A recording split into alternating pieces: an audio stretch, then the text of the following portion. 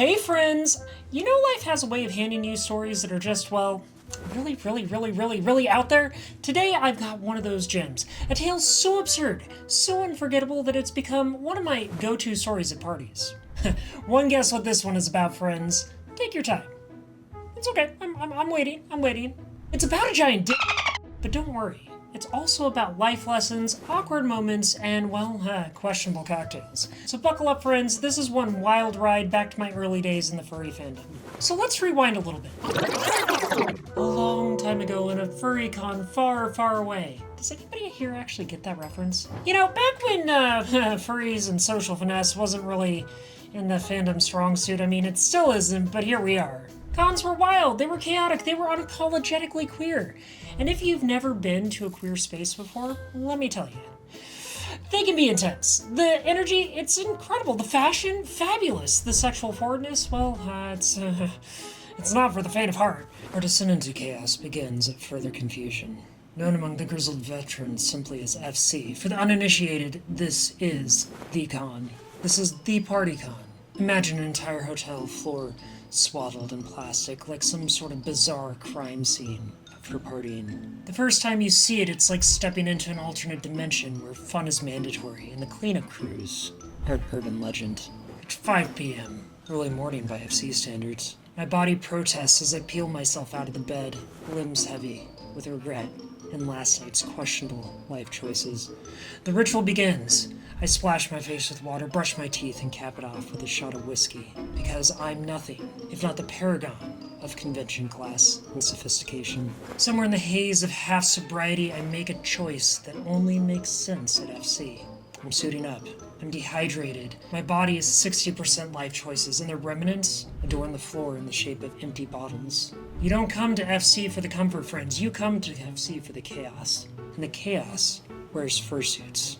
Priorities. My mind is ablaze with cheap whiskey and the tail end of a shitgrass high. It's time to move. I put on my fursuit in front of the mirror. It is still moist from the night before. Why do I even do this?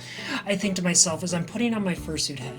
I'm stuck with a drifting thought. I wonder if this is what it's like to prepare for a spacewalk. But instead of the endless vacuum that awaits me, it's a sea of fur-clad masses in the lobby below. Fuck. Let's go. I make my way down to the elevator. It's stuck. 5 minutes. Ding. It's full. 15 minutes. Another full elevator. Let's do the stairs. Hell, it's only 15 floors to freedom, right? The green and white fluorescent glow of the stairwell is blinding to my still-fried brain. My only saving grace is a binocular vision of my fursuit. Echoes of parties and conversations reverberate through the shaft. No doubt, other denizens, caught up in the modern convenience of broken elevators. What the fuck is that? My eyes land on what appears to be the leftovers of some impromptu hookup. There's the smell of vomit, stale beer, and weed. A stench that will not leave these spaces anytime soon. I peek through the door and see the first stirrings of the zombified party hosts. This, my friends, is the party floor. The cellophane halls crackle underfoot, each door adorned with the labels detailing what debauchery awaits inside. A Klingon emerges at the end of the hall. We're staring at each other. Down the hall, he belts out a laugh and shouts at me. I can never tell when those damn things are looking at me. Since when do Klingons have a southern accent? I think to myself before remembering that I am, indeed, in a fursuit. I wave politely, but maintain eye contact with the Klingon before it's gone from sight. You never know if these things are real or just a dream.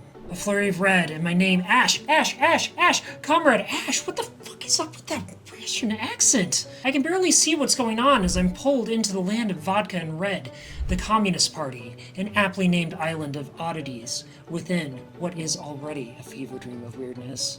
Drink, comrade! I feel a bottle thrust into my muzzle. My lips instinctively grasp it as I throw back my head. My throat is met with that familiar burn of vodka. So much for hydrating. The hours slip by like static on an old TV, a chaotic buzz of faces, hugs, and inside jokes flying past me. The con is alive, pulsing with energy. But I know this is just the warm-up act. The headliner is yet to come. By 10 p.m., I'm back in my room, shedding my fursuit like a snake peeling out of its old skin. The last dredges of whiskey chasing the taste of stale con air out of my lungs. My boyfriend is stirring. his face a mix of sleepy confusion and why the f am I not already eating vibes. A dinner plan forms out of thin air, but before we can ever get anything done, our phones ping. It's a message from him, the man, the myth, the walking meme of our fandom. We'll just call him Mr. Big Personality, because trust me, no other name fits. We arrive down in the lobby to meet him for dinner. He's all charisma, chaos, and lighting up the room with a cheerful laugh. His stories, his sheer existence. Dinner's a blur of bad jokes, wild anecdotes, and food that I can barely remember tasting.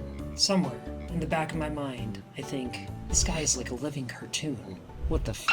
Back in our rooms, things escalate. Drinks are getting poured, laughter gets louder, and then disaster. We're running low on booze and mixers, but necessity is the mother of invention, right? So I grab what's left of the vodka, soda water, and that neon-colored juice concentrate called Neo, and I make a concoction. I whip up something that glows like a nuclear reactor core. It's equal parts questionable and dangerous, kind of like this night itself. I hand it to Mr. Big Personality, who sips, coughs, and immediately goes into philosopher mode. His face contorts into cartoonish concentration, like he's cracking the code of life itself. Then he shouts, "Oh, that's it!" And he drops his trousers. No warning, no preamble, just bam! There it is! And let me tell you, friends, this is no average reveal. This was the reveal. The kind that rewires your brain forever. Guinness levels of absurdity. And at the tip, a Prince Albert piercing in the exact shade of that radioactive green drink I just made him.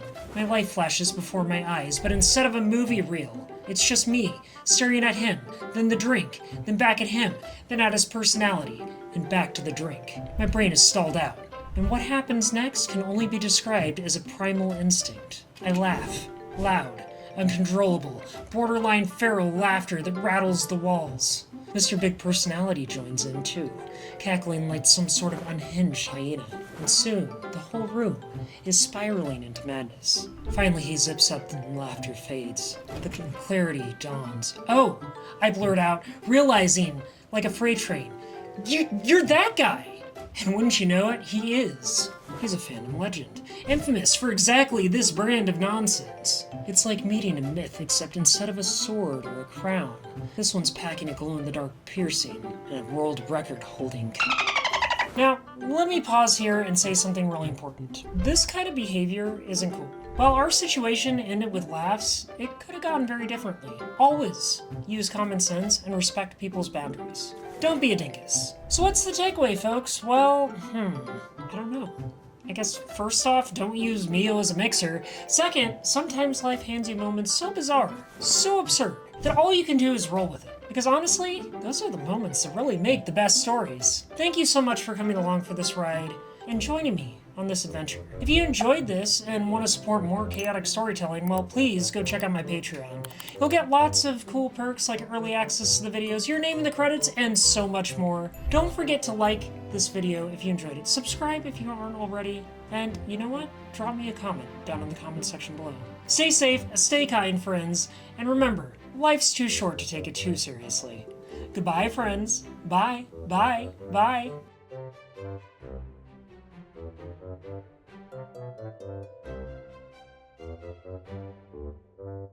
you.